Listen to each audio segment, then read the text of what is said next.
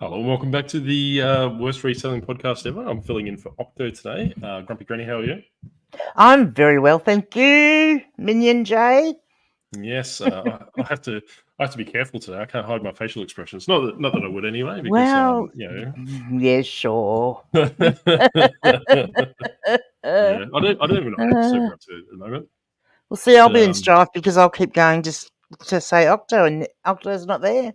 No, that's right. Well, he's here in some capacity. He's here in spirit, by the looks of it. So this, I was lucky enough to have one of our friends of the show, Hilo World Railroad Reseller, and I haven't reached out to him to thank him yet. So hopefully I'll get to him before the video comes out. But he has sent Octo a Disgruntled Octopus. Arts and crafts at the nursing home, and my beloved dumpster fire, which is kind of resembles our podcast. So it's a bit of a dumpster fire. So. Yes.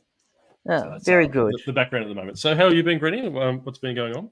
Yeah, very well. Been very, very busy. Busy growing my little Let's Read Granny channel on YouTube, and that's going great guns. I've hit 16,000 views with one of my videos, and another one's at 6,500. So yeah, that's taking off. Like we were talking about that before, because the Octopus has mentioned previous times to me that you don't listen to him regarding that, because he thought that that was probably the channel that you should be focusing on. But what do I know? I'm just a fill-in guy. So well, yes. Look, sometimes it takes to teach an old dog new tricks. Sometimes it takes time for it to sink in. That's right. That's exactly right. The thing. But speaking of sinking in, we've been giving out bad advice, actually. On the Octopus's channel, he did say not to listen to... someone did say not to listen to me on advice. So we're actually going to revolve this podcast episode. It's only going to be a short one today to stick in line with our 30-minute cap. But basically, we've been giving out bad advice. Which is no different for me, right? So whenever I always appear, the Octopus comes and beats me with his tentacles, because obviously the advice that I give out. But I've kind of prefixed it on the the Friday Night Live that I did as well, is that there's a lot of YouTubers out there giving out bad advice. Not all of them, so basically, and I will get your opinion on this as well, Granny, is that you really, really, really need to do your own research as to what people are talking about. You don't take it on face value. Please do not take it on face value. So, and you always have to be aware too of how you interpret what someone says. It may not necessarily, the way you take it may not be the way they mean it, and so that's really important to actually interpret it and work it out for yourself, what they're saying, and then as you say, go and do your own research on a topic and see if it works for you. And I think that's what it is as well. And and I don't know if we have any aspiring content creators, because God help us if we think ourselves as such. But if you are going down the path of reselling, content creation, all these different things, be very mindful of the way you say things, because you can open interpretation. There's double innuendo, all these different things. So I'm notorious for it, right? So I have all these plans, in my head, what I'm going to talk about, because, I don't take my power pills, or I don't write it down. It just basically there's a disconnect between here and here, and just anything shoots out of this thing from that perspective. So by all means.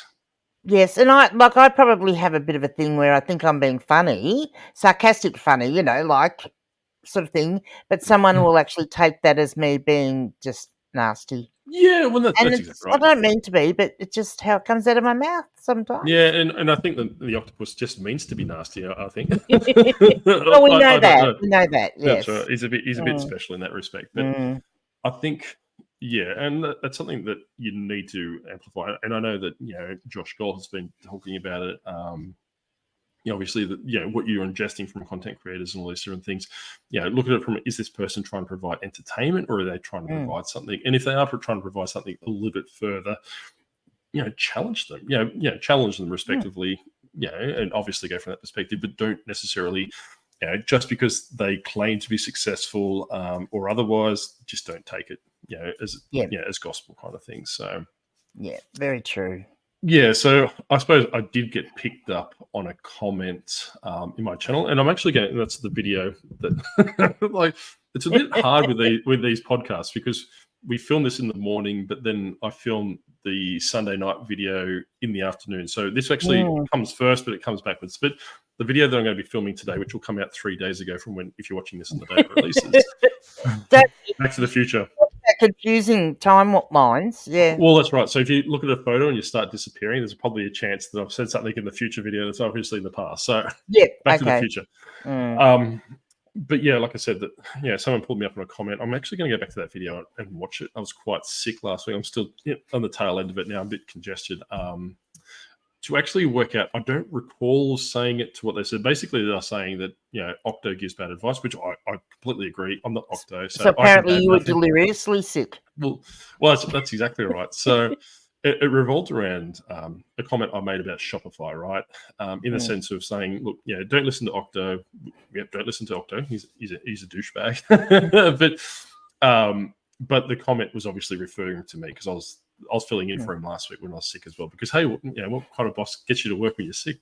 But yeah, so basically, what the comment revolved around was actually creating a Shopify store of a product that I sell on my eBay store, and basically redirecting my customers that are repeat buyers on eBay to this new Shopify store, right? And that's my recollection of this. And I don't remember saying that, telling people to make a Shopify store. I don't remember making people, telling people they need to promote a Shopify store and all those different things. The nuances with Shopify stores. Yeah, no. I more took it that you were sort of saying how hard Shopify was. Yeah, and like from my recollection, which I don't have any at all, is that I think what I was getting at is that me personally, and like I said before, I'm steering away from telling people, hey, look, do this. Step 1, do this. Step 2, do this. Step 3, let's do this. Unless I'm doing an instructional video, right? If I'm showing you how to create an eBay store, an eBay sign up, or something like that, I'll have the screen up and we can actually walk through it, right? So. Well, it's a bit like what I do on my tutorials. Like, have the screen up and say, if you want to create a postage policy, this is how you do it. Yeah. So, and that's exactly right. So, like I said, by all means, I'll go back and watch that video. And it wasn't in my intent to tell people to, basically create a Shopify store and waste lots and lots and lots of money at it. But this is the comment. So basically, I can't really read it from there, but really bad advice, which is obviously, like I said, normal times. $11,000 last month on eBay with books. So it's obviously not me because I showed my Flipwise figures. Most are stored under beds, in wardrobe, in sealed tubs, rest in our garage, 11,000 listings. Don't listen to Octo on Shopify store. Save your money. You'll only waste $1,000 plus banging your head on a brick wall. So I don't remember. So that was the comment, right? Which, let's be brutally honest, it pissed me off a little bit. But before I start flailing my arms around and dressing up as an octopus, not that I would do that, I'll go back and watch the video. So obviously, like if I have made a mistake, I'll make a retraction in the future video that I'll do this afternoon, which comes out in the past. But stop. but like I said, I want to question that. But I suppose I want to do a prefix for this now is that I don't encourage anyone doing a Shopify store, nor do I encourage anyone, especially if they're looking at doing eBay in a full-time capacity, is limiting themselves. Yes. Geez, I can't speak now. Just to eBay, right? So you need to look at different things.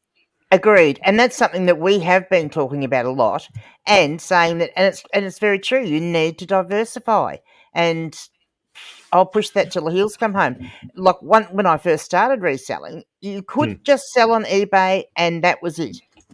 That was how it was. It was good, but things have changed. The climate, the financial climate, and society has changed, and you can't just rest your laurels on doing on one particular platform.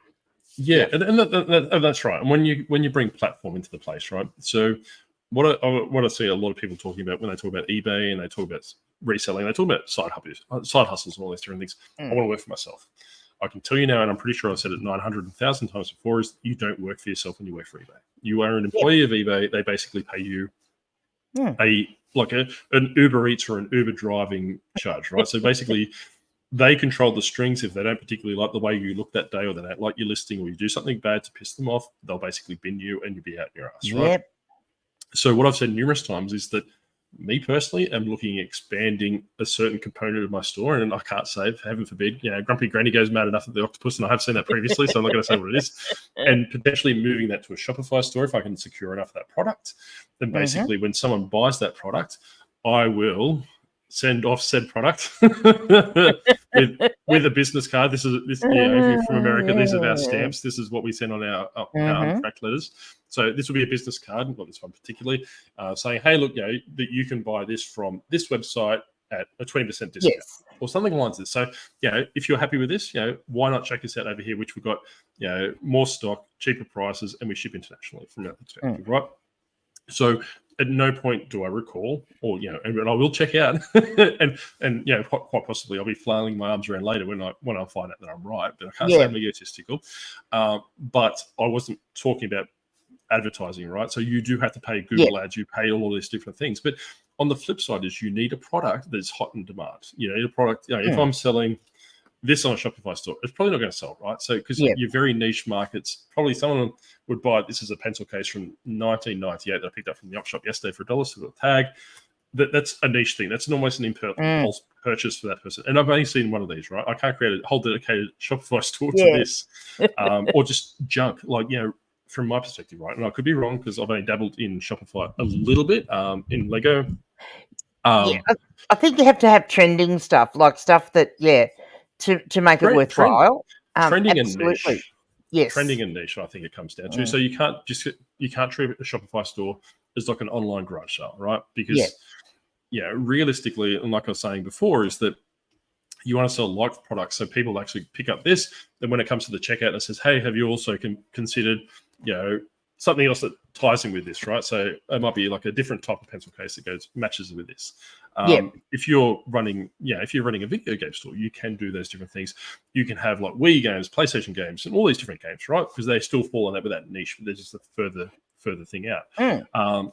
With these things, I can have whatever this thing's called, plus the different Disney. Would you like me to say the word Skylanders? Don't! You're going to get us banned on eBay, on YouTube. But I can have it like a Toys to Life website, right? So Shopify store, which deals with this product and the competing products, which I personally don't like. But hey, look, you could do that, right? So you can branch it out from that perspective. But don't treat a Shopify store like an eBay store or like an everything store per se.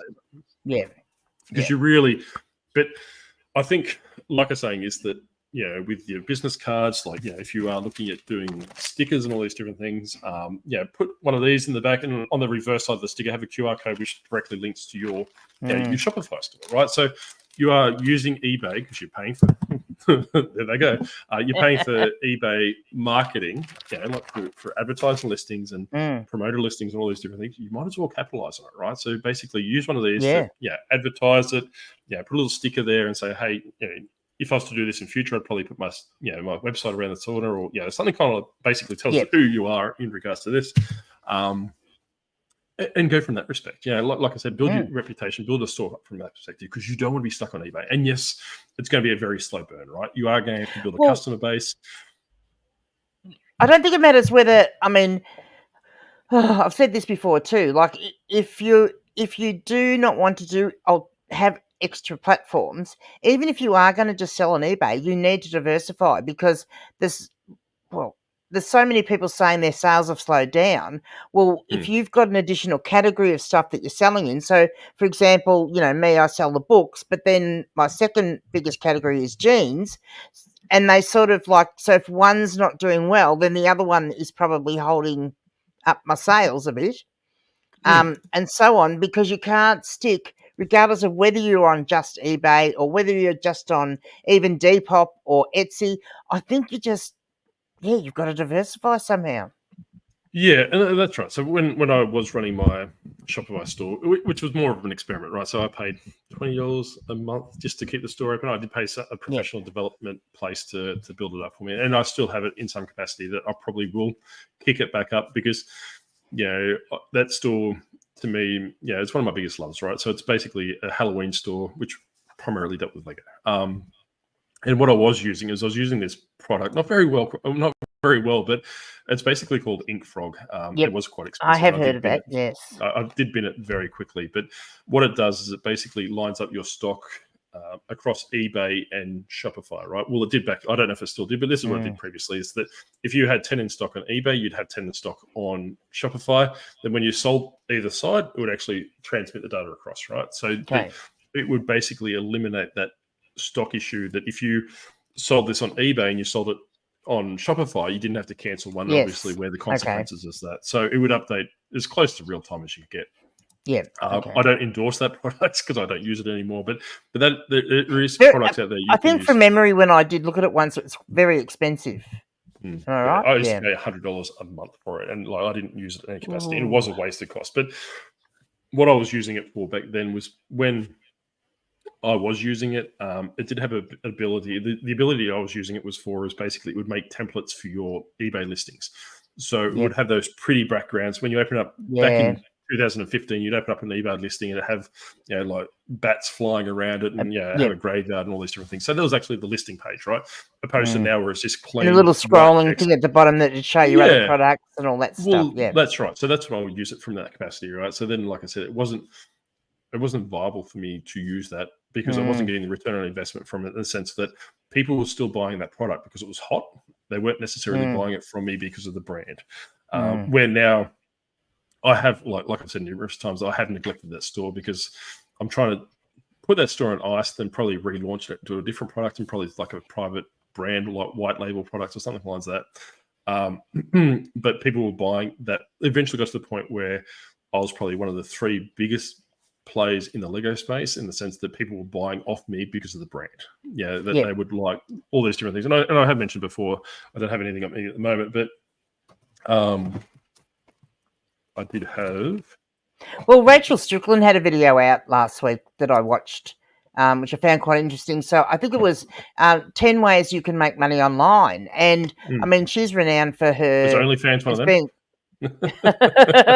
She did not mention that one, no. But it was quite interesting. And she even mentioned a couple of things that she doesn't do herself, but that she knows of that other people use and that she's interested in getting into in the future. And it was actually quite interesting. I mean, I picked up a couple of things, and it's I mean, it's thinking outside the box and, alternate ways of having additional income that you've got alternate revenue streams. So if one revenue stream's not doing so well, at least you've got another revenue stream that's constantly coming in. Well, and that's right. And I suppose that's what I was trying to articulate. Maybe I didn't articulate it well. Maybe I was on like a fever dream and it didn't come out as well as I did, but that was the intention, right? So I do appreciate David, reaching out to me and correcting me. Hopefully he's right, but heaven help him if he's not. But like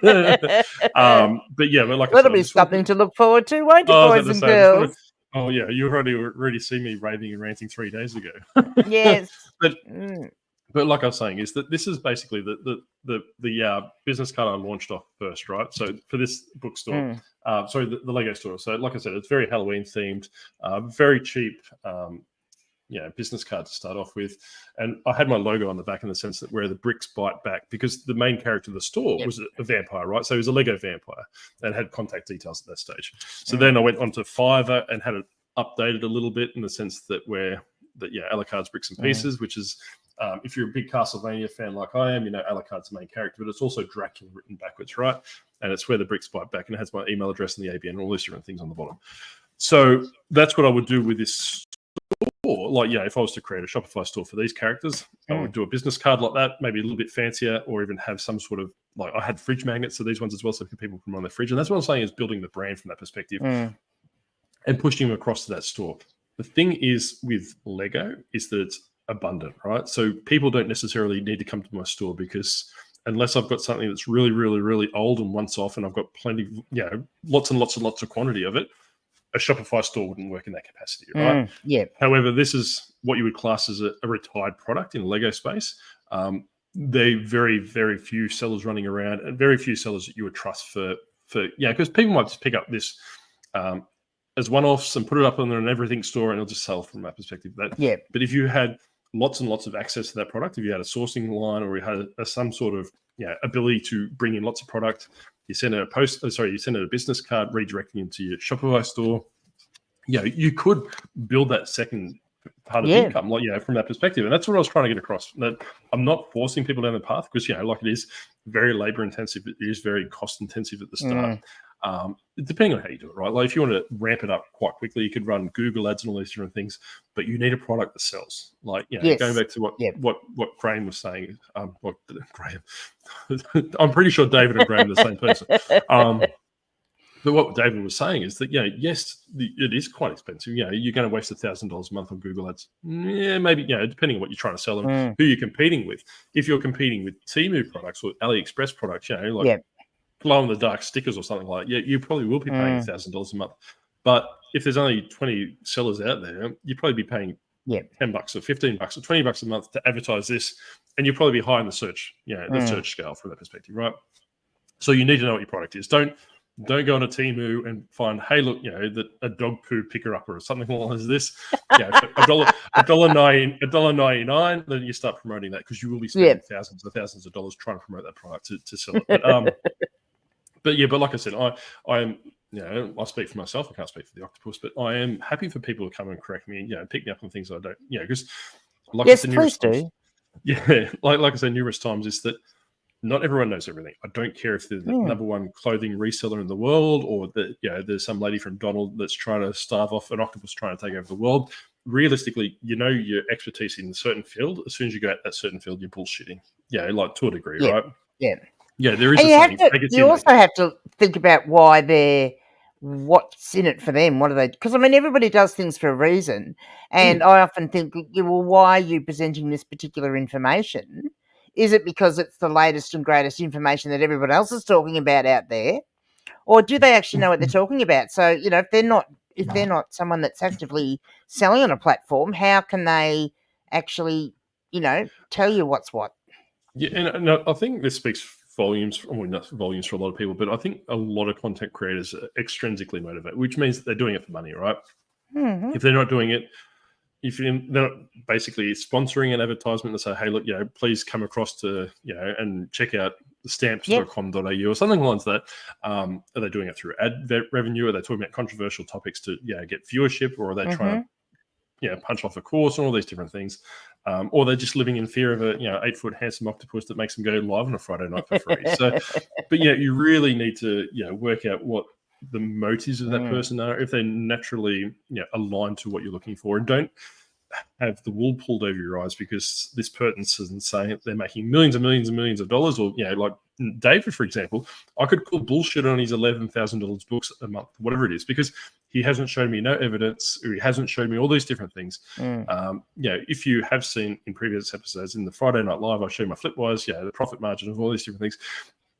And David, if you are watching, by all means, show me your profit margin, because on Friday night, I will get on a little bit of a high horse now. Is that I think Wednesday or Tuesday, I can't remember what it was, but basically my daily sales according to eBay was $600.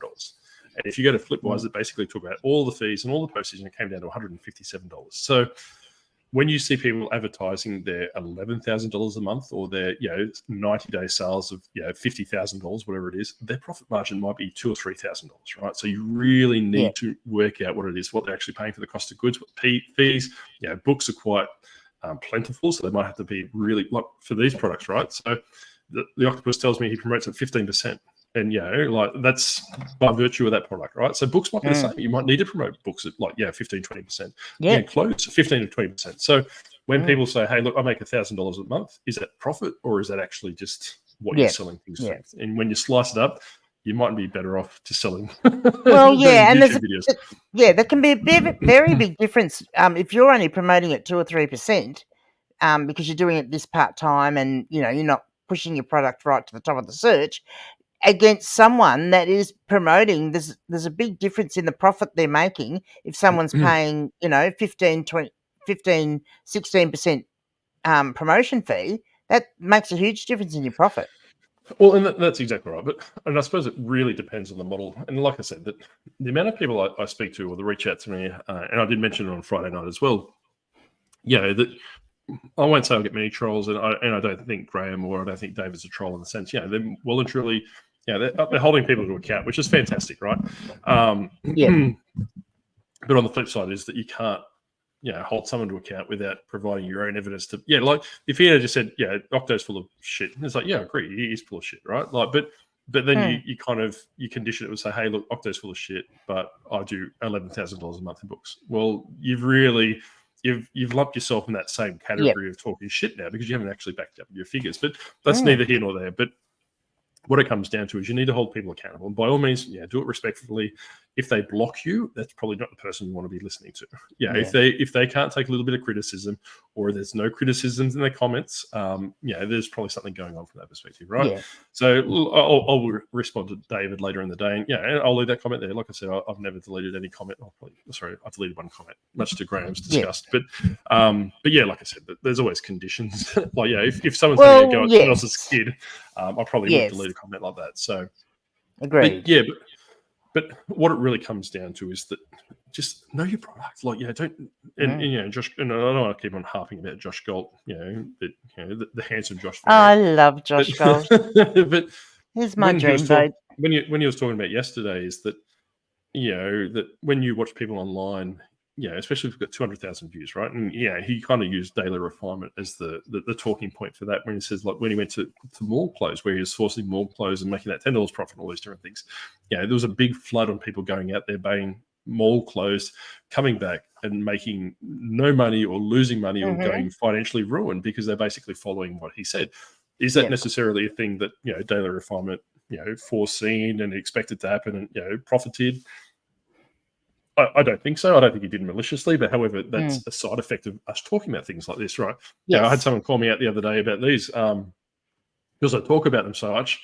I've driven the market up, but there's also a benefit for doing that as well. If I'm going to be, completely honest, if I'm going to be completely honest, right, is that a play could be that, I might be engaging in the sense of I'm talking about it, driving the market up till it's inaccessible for people like Granny or, people that don't really come across them very often, to price them out of the market, to destroy their market before it even gets to them. So in essence, I'm basically creating channels for myself. And this is what, if I'm going to be brutally honest, creating channels for myself, creating a brand for myself, then basically creating an influx. So and I said numerous times that if you come across Skylanders, and this is legitimate, if you come across Skylanders, send them to me, make sure they're available, send them to me, and I'll pay you a premium, right? I'll pay you a finder's fee. So you pay whatever you pay plus a finder's fee, depending on what they are, of course. Don't go buying random Skylanders. Well, and unfortunately, any that I've ever seen, and on Facebook, because I've never seen one in real life, are always. Well, he always tells me they're crap, but he probably goes behind my back and gets someone else to get them, pick them up for him. For all I know.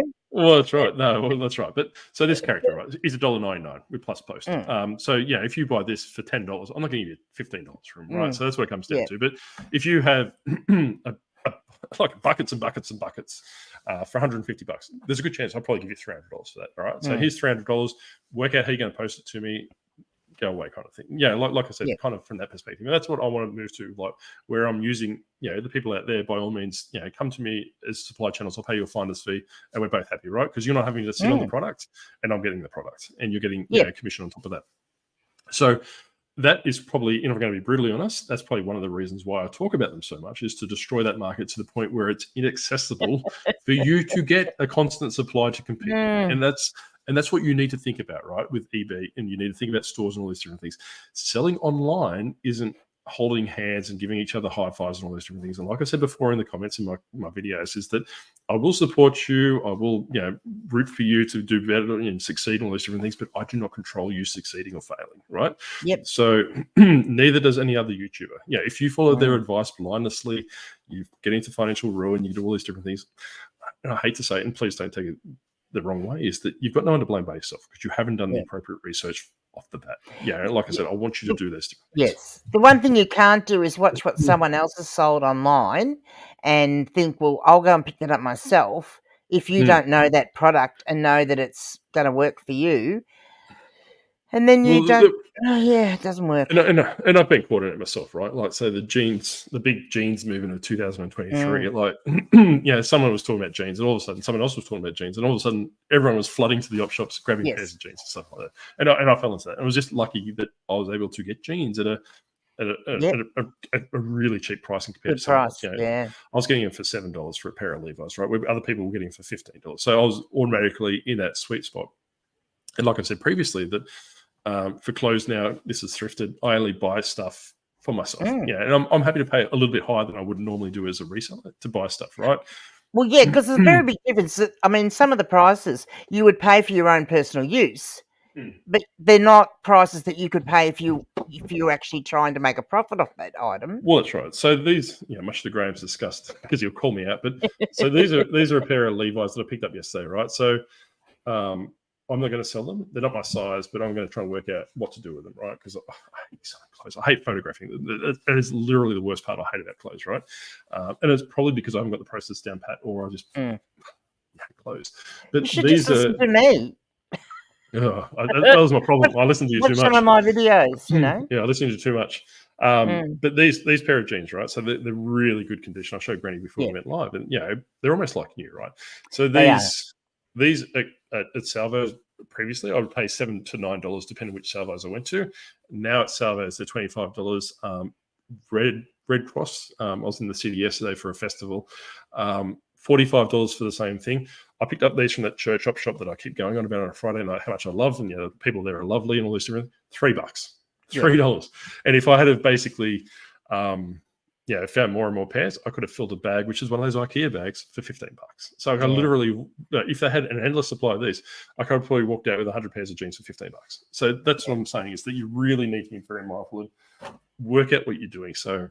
Gotta love a filler bag sale. My local was having a filler bag sale on the weekend, and look, it's a terrible thing. My daughter wanted to go to the op shop again, and I had to go with her. And because I'm trying to source mostly from my death pile at the moment. But I did pick up a few pairs of jeans and a couple of handbags, which was quite nice. And like this church op shop, as much as I talk about, right, it is a lot of junk, right? Let's not beat around the bush.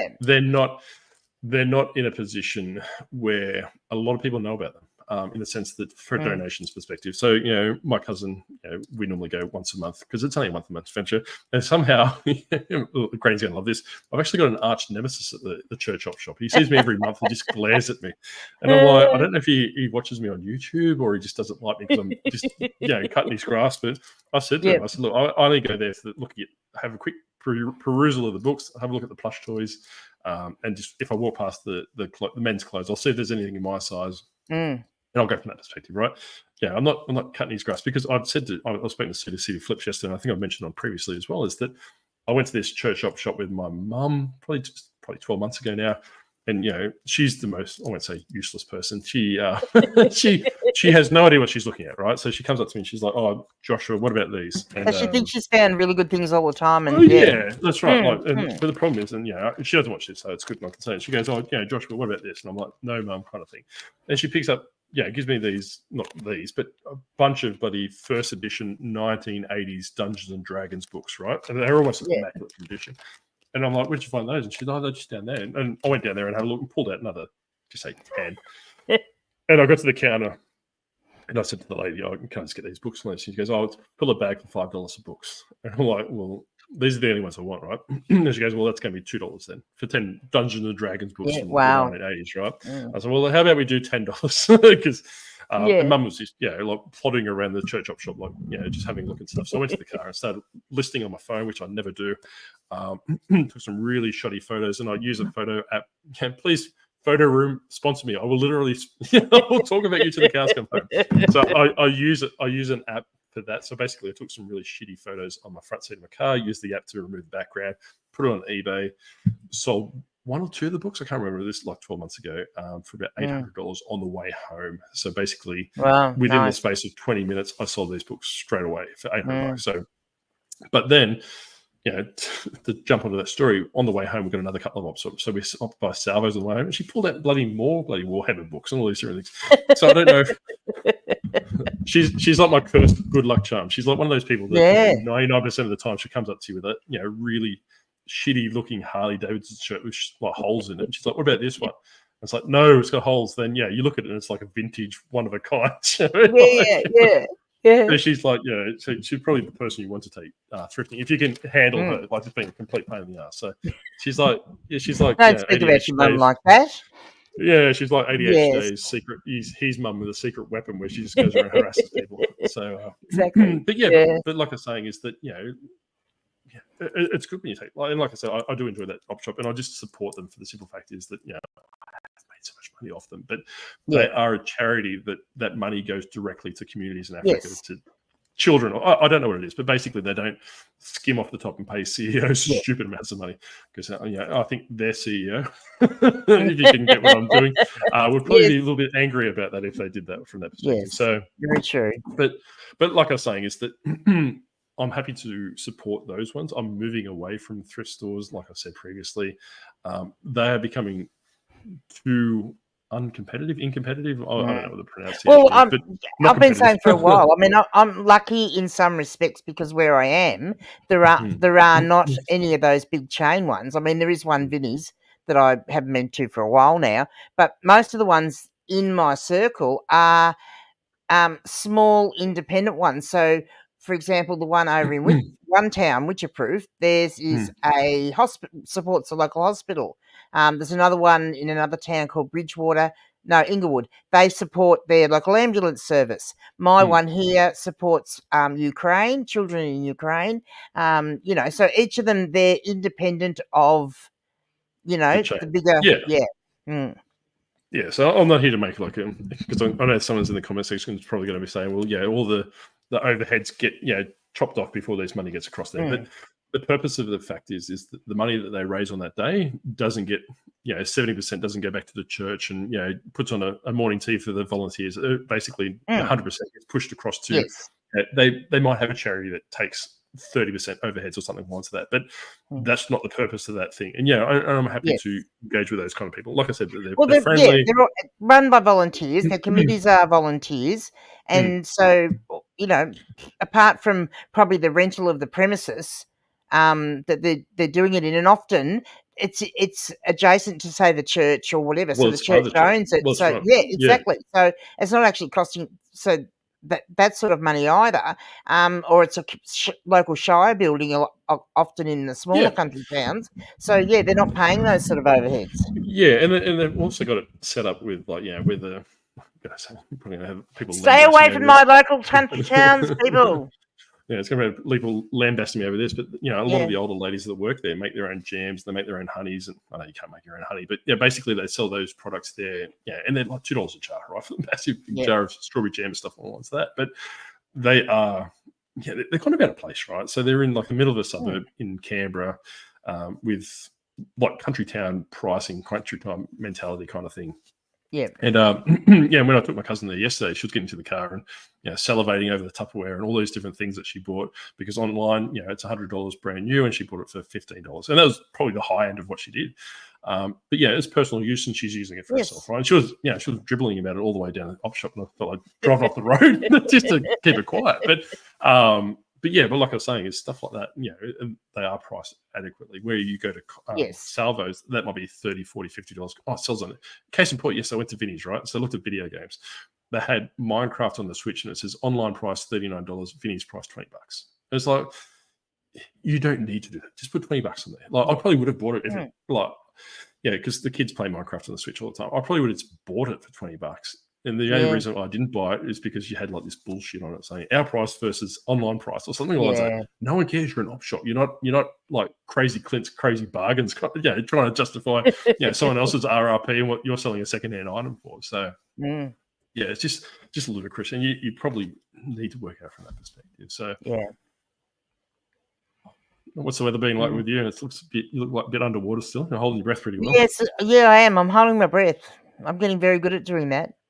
Yes, no, it's getting very overcast. The morning hasn't been too bad, but I've had to crank the light up a little bit, and it's getting very overcast. So when I swim to the top, so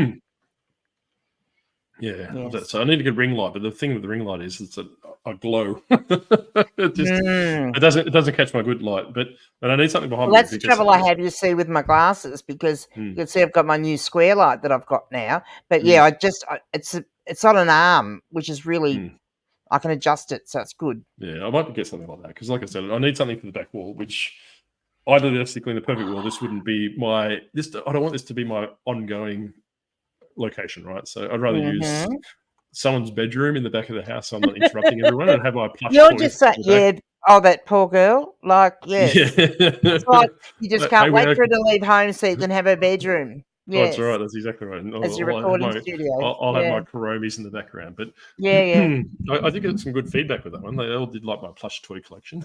Yes. Yeah. But yeah, like I was saying, is that this is probably just the most opportune spot. It's kind of nestled in the corner and out of the way kind of thing. Yeah. So, but on the flip side, there's not enough wall. This is the window here. There's not enough wall to basically put kind of stuff and centralize it kind of thing. So it's a bit. Well, you could at least put a green screen behind you and put something on there. Yeah, it's one of those things. It's too hard. Oh, I don't like the Octopus's audience enough to spruce it up for them. This is the what is it, the low cost version. But yeah, like I was saying, is that I'm moving away from thrift stores in the sense that I'm not relying on them heavily to do it, stuff like that. I know we were talking a bit earlier about books and stuff along the lines of that. The one that I used to religiously go on about how much I liked it. He was saying, the gentleman that worked there was saying that headquarters came through the week and basically told them how they have to run the store now. So basically, if someone that was fantastic, kids' books are $4 for $1. They're $1 each now, which is not bad in the grand scheme of things, right? Because I did get a bunch of Goosebumps, Fear Street and Point books. I don't know, like I said, that for $1 each, which it's not going to break the bank. And that's probably an okay price for some of those. I mean, some of the Goosebumps not so much, but the modern Goosebumps, no, I wouldn't pay $1 each for those because they're not worth it. And a lot of the kids' books, you can't pay $1 for them because you're not going to get a return on investment much. Oh, that's right. Yeah, so I paid $1 from purely because of the first edition from the 90s or whatever it is. Yes. But yeah, I suppose, like I said, you really need to play your pricing, but those prices are going to creep up, right? Over the next 12 months, it's probably going to be $2 or $3 a book and all those different things. And I did make mention to this, was in a glass cabinet by itself, which was novelty in itself. They wanted $20 for this book. It's a Warhammer book. $20. And when I was there with my cousin, I was scoffing. I was like, have a look at this.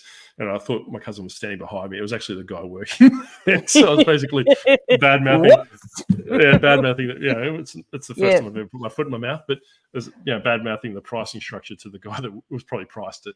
Then he asked me if I wanted to have a look at it. I thought, well, I've committed to it now. So I said, give me a look. So when he was, getting it out of the cabinet, I did a quick comp, and it goes for about $200. So $20 is a no-brainer for me, right? So, and it's quite a quick sell-through on that book. So well, let me put off my pricing.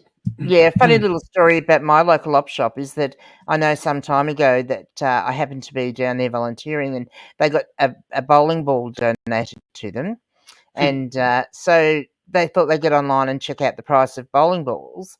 And I think they had it priced at like $80 or, something like that. And I was laughing. Look, that would be nearly 18 months ago, I'd say. And I did see it there at one point. I did see it at $40, still sitting there. But when Brittany and I pulled up on Saturday morning, here it was out the front, basically like for $5. And you could have actually asked for it for free and they'd give it to you because they can't get rid of it. Well, the thing with bowling balls, right? Like, okay, bowling once every blue moon, but your fingers got to be the right size for the holes that drilled in the ball. You're automatically excluding probably 90% of the population. You've got your really petite fingers where you had to kind of do this and hold the ball like that. Or you got big fat fingers.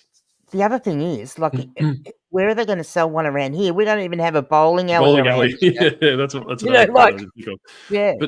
But the thing is, though, that when I was growing up, my friends, their parents used to have bowling leagues and all these different things. So bowling was really big. Like bowling was almost like the go-to. The cinema than bowling, right? Because we didn't have like online games and stuff like that we had quite heavily. So bowling was almost we used to actually go out and do physical activity things like going bowling and going to the movies and stuff like that. Putt and all these different things. Putt golf, yes. Yeah, so but now, like, you go to a bowling alley and there's 4,000 balls there, so you don't necessarily need to bring your own ball. So so I can understand why it's probably on the $5 rack. And well, I think I think it'll be free next time. Just go, see this bloody serial killer of Donald beating everyone up with a bowling ball. Maybe. But what's on for you this week, Leanne? I think we should wrap it up. Well, I'm concentrating a little bit on my Let's Read Granny channel, and I've sort of come across a new format with a bit of sort of techno music, and my grandchildren that are requesting me to do songs for them, so I've been doing those, and they've been a bit of a hit, and so I'll be doing a bit of that. I've got another history video I'm making for my channel. And yes, I'm just going to be selling clothes, hopefully selling clothes and selling books. listing. Yeah. Well, hopefully I'm not eating my words later on. But I'm actually in the process of trying to work out how to liquidate my clothes in the garage. Because like I said, that I've got a lot of clothes. They just stagnated. And I think, to me, my opinion on eBay is that the categories you list in are the ones that they basically push. So I've got clothes and I haven't listed clothes for a very long time. Absolutely. So it goes dormant. So they're really good clothes by all means. Like I said, I've got a pretty good eye from a picking perspective. So the clothes are good in that respect. But I might do like wholesale lots of 20 items for $100 or something like that, and basically shipping on top of that. So but like I said, if I do that model, you probably will make a couple $100 profit because they are profitable items. I just have no interest in leaving my store. Like I said numerous times. Yep, I did it with dresses a while ago, as you know, because it was I couldn't physically take. Before my back operation, I couldn't take the photos of the dresses, so I thought, no, what the heck? So I just bundled them up so that I had boxes that were the extra large Australia Post box, so it wouldn't cost people too much in postage. So bundled them up in 5 kilo lots and sold them. So and that's probably something I'll do. So if you are that way inclined, look on Instagram, follow the Octopus, the Disgruntled Octopus, not me. I think Minion J's only got like 16 followers or something. So don't follow me. Poor Minion J. I'm a bit neglected. Yeah, obviously I have to be this Octopus's PR guy. And probably half of those are your relatives or something. Yeah, probably. The people that I've followed and they followed me back. Like, who's this clown kind of thing? Yeah. But like I was saying, keep an eye on Instagram because I probably will do the same thing. Actually, I'll probably just get extra large boxes. They're pretty much all Levi and pretty much brand name jeans, right? So, and I will sell them at that probably that $5 to $7 price point because I want them gone. I don't want to, and I won't necessarily offload crap. If I will go back and revisit them. I'll probably take out the ones that have been hemmed and just redo them to Summer or send them to Leanne just to deal with. But but like those ones I picked up for $3 wherever I put them. They're not my size, so they'll probably go in the lot for $5. I paid $3 for them. I'm going to make $2. I'm probably going to make a loss on the other ones. But so that's pretty much what I'll be doing over the course of the week. Probably just pushing those out there because it's no longer viable, and I'm not interested. Why sell stuff that you're not interested in? You're going to perform worse. Either you've frozen or I've frozen, or I was about to say, I think it's you frozen. That's right. Just keep talking. We can hear. I don't think selling stuff that you don't necessarily resonate with or you don't like is probably going to do you harm in the longer term. Yeah. Cool. All right, but either one of us is frozen, so we'll both wait at the same time. We'll find out in the post who's edited. Yeah. Be like people watching pictures of us and the voices, coming out. Well, that's exactly right. Yeah. Well, then it's a real podcast, isn't it? I was about to say that's what happens when we use AI to do our images. But anyway, we'll leave it again for next week. I'm pretty sure the Octopus will be back. He's probably trying to flood some country town in Victoria as we speak. So yes, get out there with my pitchfork. So make sure you subscribe across to Granny's channels, all 16 of them. So Grumpy Granny's World, Grumpy Granny Let's Read Granny. Granny's OnlyFans. I'm back. You were I was back. And pretty much, I think I've only got the one channel, 2 channels. I've got 3 channels, but there's only one I'm focusing on this stage. But anyway, we'll catch you again next week. All right. Cheerio. Bye. I'm waving just in case the camera comes back on. Oh, that's right. I'm not waving, so hopefully I'm the one that's frozen.